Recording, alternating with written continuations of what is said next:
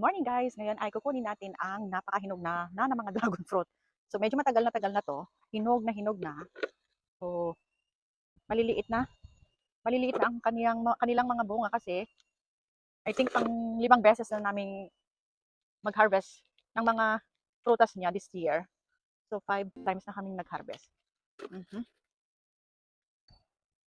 Hindi ko makuha yung mga bunga niya doon sa tuktok. Marami pa doon sa tuktok pero hindi ko kayang kunin. So ipapakuha ko na lang sa aking asawa. So ito, Ngayon guys ay magluluto na ako ng pananghalian namin at hihiwain ko na rin ang kalahati ng pakwan na hindi namin nakain nung isang araw. Gusto ko lang din na ibahagi sa inyo kung ano ang ginagawa namin dito at kung ano ang aming trabaho ng aking asawa. Simple lang ang buhay namin.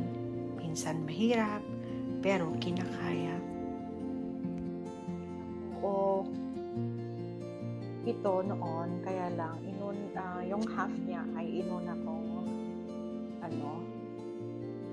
ini-slice kasi hindi naman namin makain at one time yung isang buong pakwan. And napakaswerte namin kasi meron nagbibigay sa amin ng libreng mga pakwan kasi I think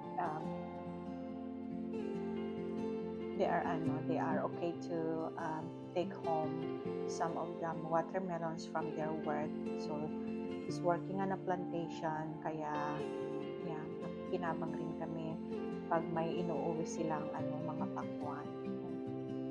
Yeah, we're lucky kasi if you buy this one in a store, it is per pound. So per pound is about I think $6 per pound ang watermelon. So ang isang napakalaking pakwan nito, I don't know how much is the kilo or the weight, but as in napakalaki. So yeah, habang ako ay nagluluto, ang ulam namin mamaya is munggo. Lilisa ako ng munggo later.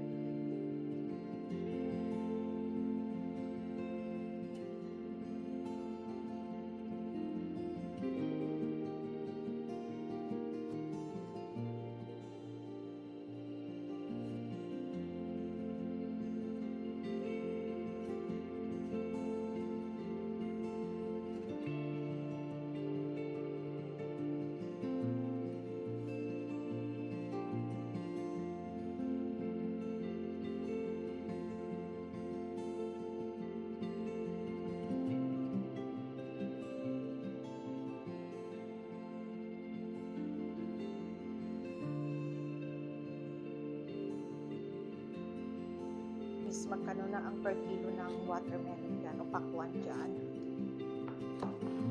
Dyan sa atin is it's like seasonal yung pagtatanim ng pakwan dyan, diba? Dito I think walang certain na season pwede makakaproduce sila dito ng maraming mga prutas.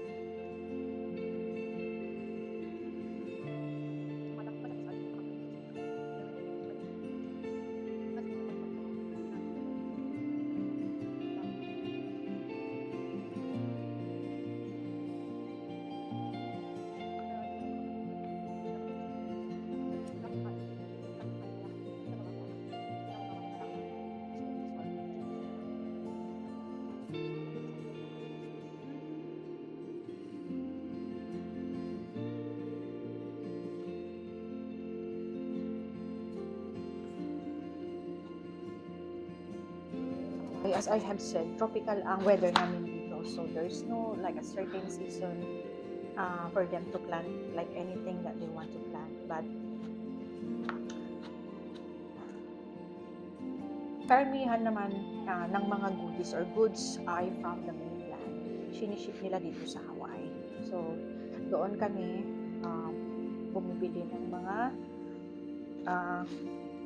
needs namin like water, bigas, ganon. Hindi sila nagpo-produce ng mga dito, ng mga they do farming but they don't produce like like yung rice, yung bigas, wala silang ano dito na hindi sila nagtatanim ng ano dito, palay. So binibili namin sa mga store yung karamihan sa mga basic needs namin dito sa Hawaii.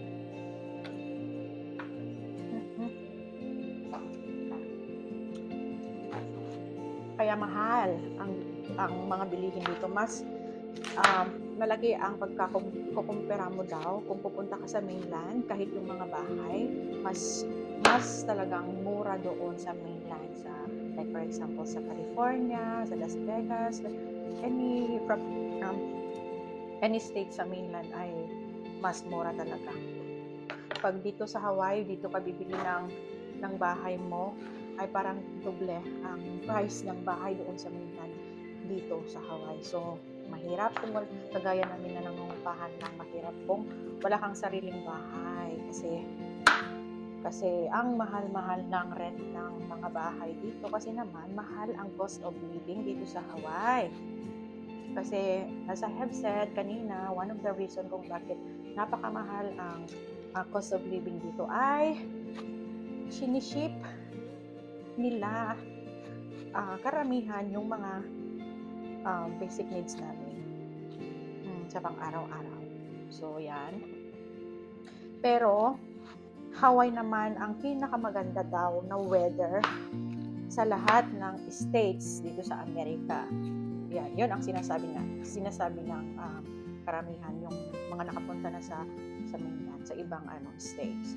Kasi dito sa Hawaii wala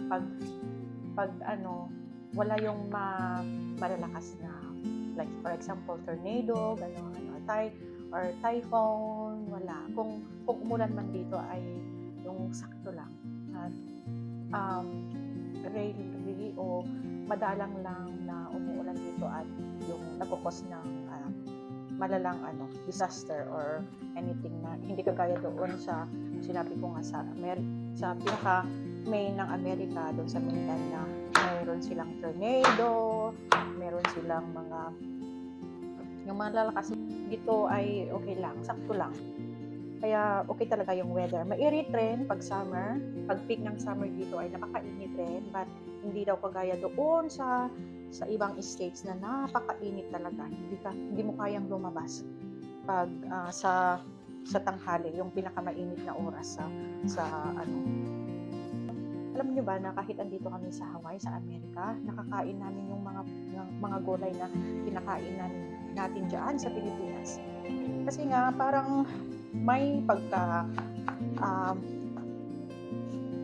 pagkapareho yung weather natin diyan sa Pilipinas at dito. Kaya lang diyan sa Pilipinas is really extreme weather. Kung mainit, talagang napakainit.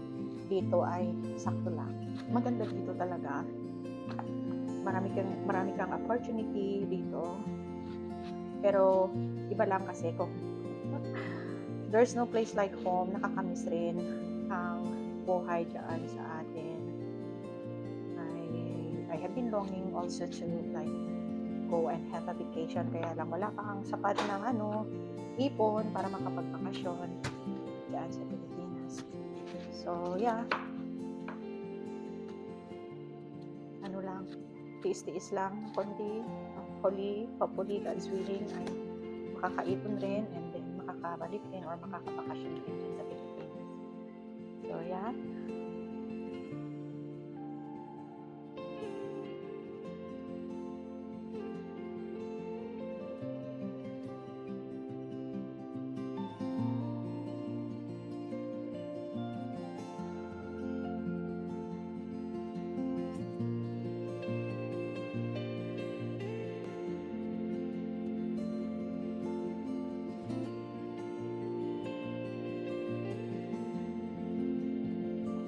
ganito lang ang buhay namin.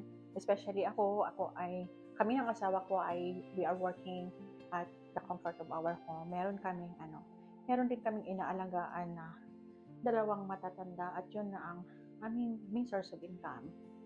So yeah, ginawa ko itong YouTube channel na to kasi I want to inspire inspire others, and I want to show kung ano ang buhay namin dito sa Amerika.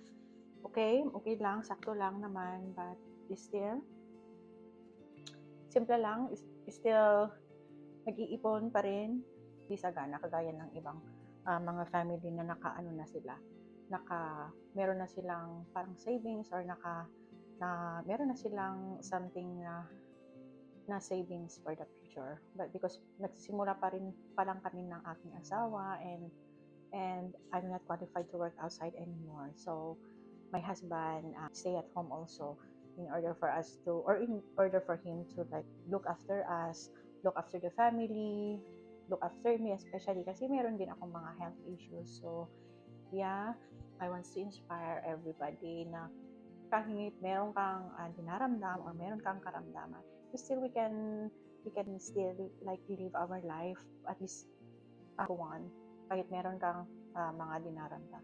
So I'm just very lucky kasi I think pag dyan ako sa Pilipinas, yung healthcare system natin dyan, I think pag dyan ako nagkasakit, I think wala na ako dyan. I'm just so lucky kasi kahit napakarami kong pinagdadaanan ngayon, especially sa health, lucky ako kasi yung healthcare system support natin dito is napakaganda.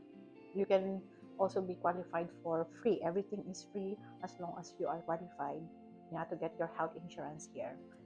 So, gigisa ako ng munggo o balatong sa ilong ko. So, simpleng gisa lang, hindi ko lalagyan ng karne or anything na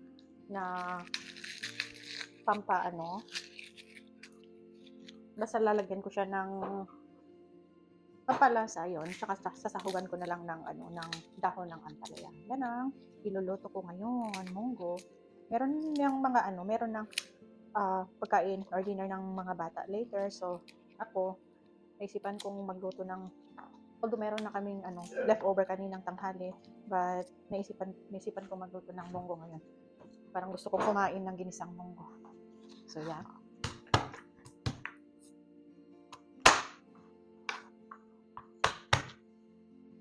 Lang tayo ng bawang.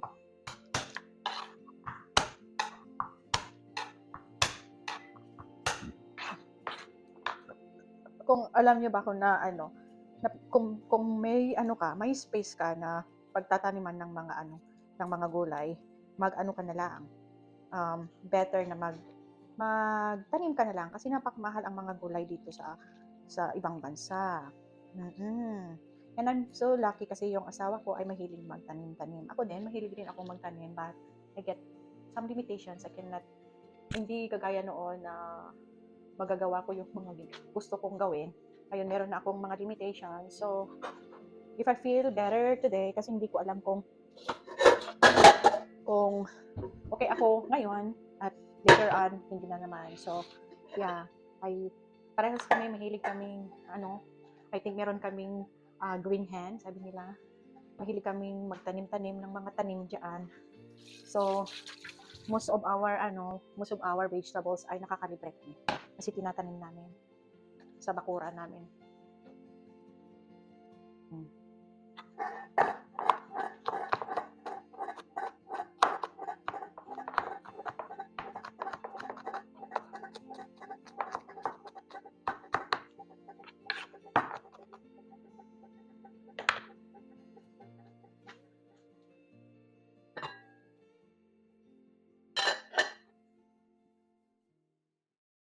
Anong oras na ba?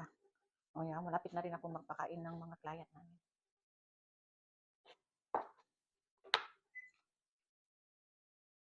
Yeah, ako and my husband, as ang nasabi ko kanina, kami ay caregivers. Meron kaming mga inaalagaan na matatanda dito sa loob ng bahay. Ang advantage lang ng isang stay-at-home na parents ay hindi ko naman sinasabi na we are always available, especially sa aming mga kids. But yeah, most of the time ay present kami sa mga milestone ng aming mga anak. So yeah, meron ding cons. Yeah, merong pros and cons ang pagiging isang stay-at-home mom and nagtatrabaho sa loob ng bahay. Ang disadvantage or cons niya is that you cannot go like go outside anytime you wanted to go out. Kasi as I have said, meron kaming inaalagaan at binabantayan na mga matatanda. So, kailangan na maghanap ka muna ng karelyebo mo or somebody who would look after them while you are away. Yeah. So, yan ang ano, kung kung merong nag-invite sa'yo, if you are invited sa isang party and wala kang mahahanap na mag-aalaga o titingin sa mga pasyente mo, ay hindi ka makakalabas talaga. So, yan ang isa ring disadvantage ng pagiging isang foster home or care home operator.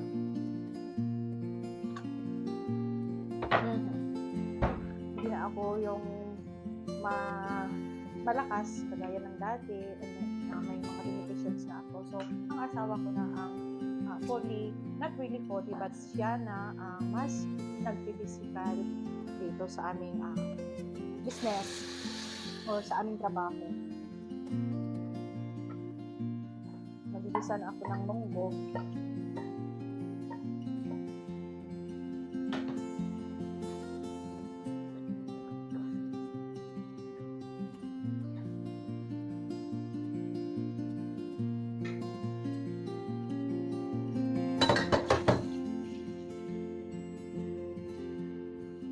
Mahirap ang pagiging isang caregiver kasi tao yung inaalagaan. So dapat ay very ano ka.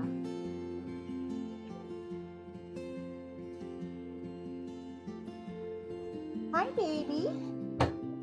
Hi baby! I'm doing my vlog. So kay Han, kung huwag mo kong chichikan dyan. Okay, habang